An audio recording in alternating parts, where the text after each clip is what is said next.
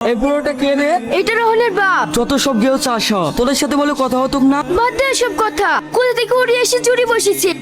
হে তাই লেগ পিসটা খা। না না থাক থাক আর পারবো না।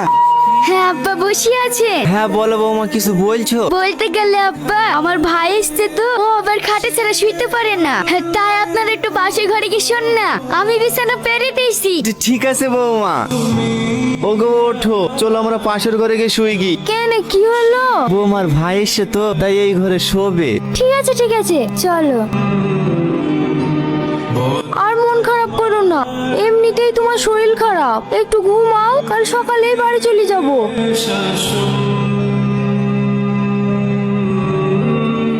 কি গো, দুজনকে দুটো ডিম দিনো, তুমি আবার বাবুকে ডিমটা তুলে দিলি কেন? তোমার খাটাখাটনি শরীর, তুমিও একটা খাবা। ও ঠিক আছে, বাবু ডিম খেতে খুব ভালোবাসে, বাবুই খাক।